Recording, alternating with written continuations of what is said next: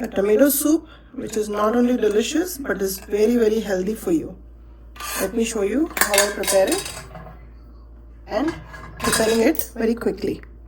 Add some croutons for some crunch, and this is a complete meal. 2 pieces of garlic, half an onion, 2 small carrots, 2 medium-sized tomatoes. This is a full beetroot, but I'm just going to use about 1/4 of it. Let me start peeling and chopping them.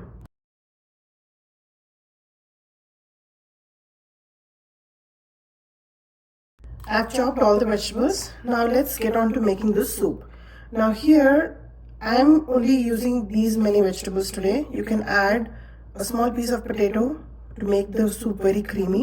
You can even add some peas. You can add a small half of a sweet potato.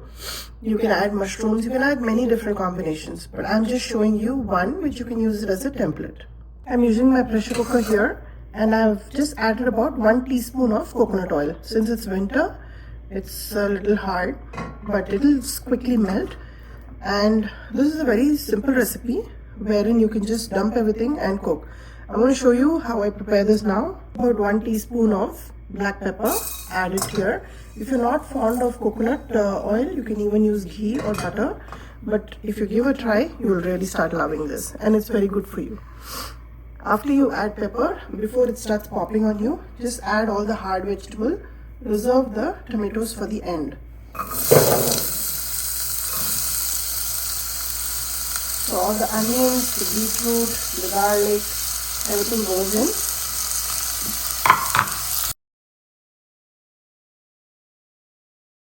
Once you have sauteed the hard vegetables for about a minute or two, I have gone ahead and added tomatoes. I'm adding about 1 teaspoon of salt. You can add to your liking. And if you don't want to add now, you don't need to add now. You can add later for its service. You mix it, and on the side I have my electric kettle which is on. And here, this portion of soup is going to be for about 2 people for dinner. So it's going to be pretty sumptuous. Add about 2 cups of nice and hot water. Don't add cold water, otherwise this will take long to cook. So just eyeball about 2 cups of water. Mix it, and the process will be much faster. If you try to add cold water, this is going to take time to boil, and then it's going to take a while. But because I'm in a rush, I'm just recovering from a bad infection, I'm just wanting to get done with this quick and out of the kitchen. So once this comes to a rolling boil, I'm going to cover the lid and give it about 3 to 4 pressure whistles on medium flame.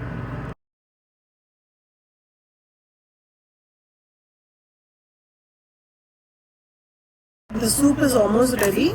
It's got a nice texture, nice and creamy texture. I've not added any cream, there's no milk, there's no potatoes, but still it has a nice and thick texture.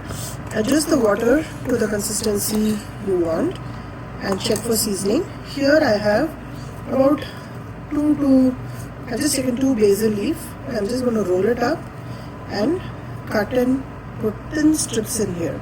It's a very basic tomato soup which I'm preparing, and because I have basil, I'm adding them, and I have a plant that is inside and it's survived so far. A little hint of basil is very delicious. If you don't have this, you can even add just a 1/4 teaspoon of Italian seasoning. Even that will enhance the taste. To this soup, you can even add bell peppers when you're preparing them and going to pressure cook them. Add any kind of vegetables that you have in hand. It's a very nutritious soup, and let it come to just 1 boil and you can turn it off. Ideally, in a tomato soup, there is a little bit of sugar that goes in to balance the tartness from the tomatoes, but I'm not adding that because I have enough root vegetables.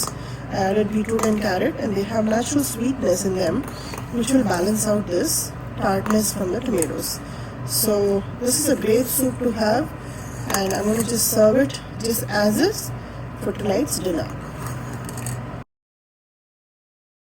And here is a delicious and nutritious tomato based soup. Give this recipe a try, like and subscribe my channel, and let me know how this turned out for you.